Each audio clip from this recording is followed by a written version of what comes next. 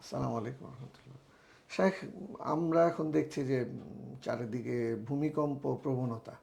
আর আমাদের ছোট্ট বাংলাদেশে যেহেতু অসংখ্য মানব সম্পদ রয়েছে, আমরা কিভাবে ভূমিকম্প প্রবণ এলাকায় থাকা সত্ত্বেও আমাদের ম্যাক্সিমাম ক্ষতি থেকে আমরা বাঁচতে পারি এবং মানুষের নিরাপত্তা নিশ্চিত করতে পারি? ধন্যবাদ। আসসালামু আলাইকুম রহমতুল্লাহ বারাকাতু।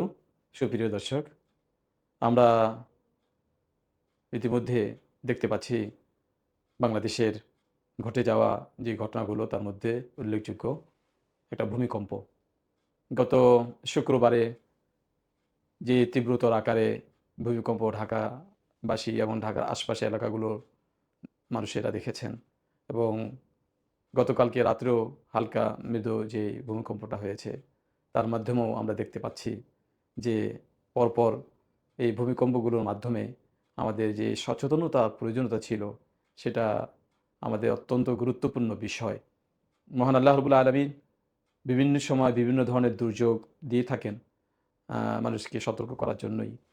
কোরআন কারীমে আল্লাহ রাব্বুল আলামিন বিশ্বের বিভিন্ন সময়ের দুর্যোগ কেন আসে তা তো উল্লেখ করেছেন। আমরা সে আলোকে যদি বলি যে আমাদের নিজস্ব অন্যায়, অপরাধ এবং নৈতিক চরিত্রের অভাব সবকিছু মিলেই আমরা যে পৃথিবীর জীবন স্টাইলটা কাটাচ্ছি, জীবন পদ্ধতিটা কাটাচ্ছি, এতে আমাদের অনেক অন্যায় হয়ে যাচ্ছে।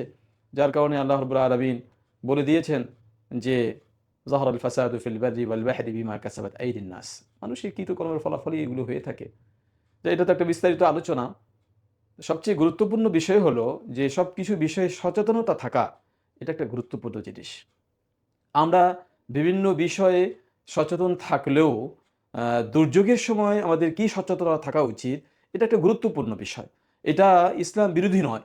কোনো বিষয়ে সচেতনতা তৈরি হওয়া এবং এটা জানা এবং সেই পথ অবলম্বন করা, উপকরণ অবলম্বন করা, এটা কোনো শরীয়ত বিরোধী না, কোরআন হাদিস বিরোধী না। আমরা যদি ভূমিকম্প বিষয়টাকে নিয়ে একটু বিশ্লেষণ করি, ভূমিকম্পের সময় হলে আমাদের কি করণীয়? আমরা কিভাবে আশ্রয় নিতে পারি? কিভাবে এ থেকে বাঁচার জন্য চেষ্টা করতে পারি? প্রথমত আল্লাহ রাব্বুল আলামিনের দিকে ধাবিত হওয়া, আল্লাহর কাছে আশ্রয় চাওয়া, বলা, যে ধরনের দোয়া দুরূদ আমরা বিপদের সময় পড়ে থাকি সেগুলোকে বলা, আল্লাহ রাব্বুল আলামিনের কাছে বলা, এবং কালিমা তাইয়্যিবা, কালিমা শাহাদাত, দোয়া ইউনুস যেটাকে বলি আমরা সেটা, এবং আরো অন্যান্যগুলো পাঠ করতে থাকা। কিন্তু সবচেয়ে বড় যে জিনিসটা হলো যে এই সমস্ত দুর্যোগ যে একদিনই আসবে আর পরবর্তী আসবে না এরকম না।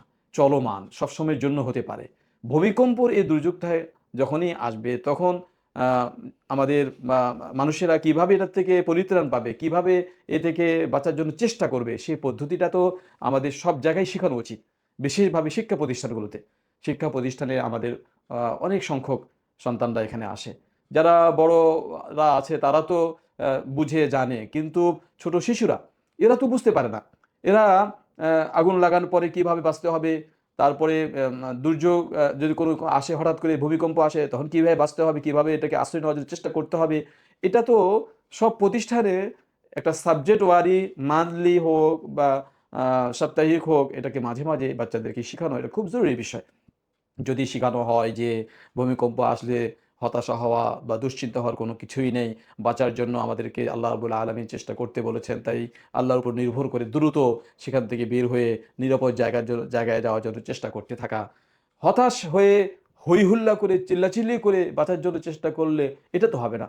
ঠান্ডা মাথায় চিন্তা করতে হবে। যদি আমার মৃত্যু থাকে তাহলে তো আমার মৃত্যু হবেই। কিন্তু তারপরও যখন একটা বিপদ আসলো তখন আমি দ্রুত এটার থেকে বাঁচার জন্য কি করতে পারি? আমাকে কিভাবে এটাকে বাঁচার উপায় পদ্ধতি অবলম্বন করতে হবে?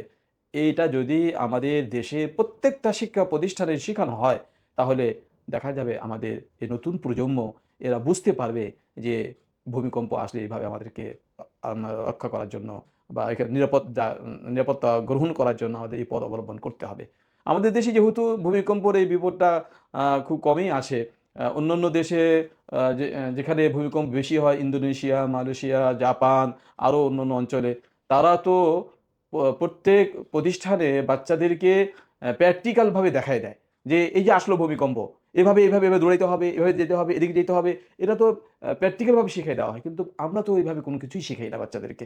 এজন্য আমার অনুরোধ থাকবে দেশের সকল শিক্ষা প্রতিষ্ঠানে যদি আমরা আমাদের বাচ্চাদেরকে বাঁচানোর জন্য এই ভূমিকম্প বিষয়টাকে একটা সাবজেক্ট করে আমরা শিখাই। এছাড়াও আরও যে গণমাধ্যমগুলো বিভিন্ন ধরনের অনুষ্ঠান করে মানুষদেরকে বিভিন্ন উপদেশ দেওয়া হয়, সামাজিকভাবে বিভিন্ন ধরনের শিক্ষা প্রদান করা হয়।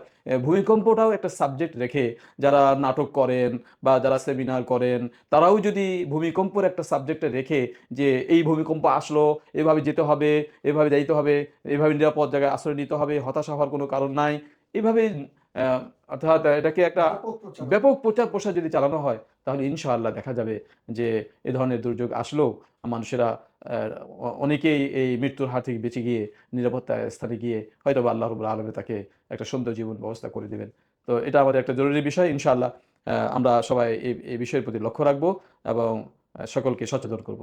জাযাকুমুল্লাহ খাইর।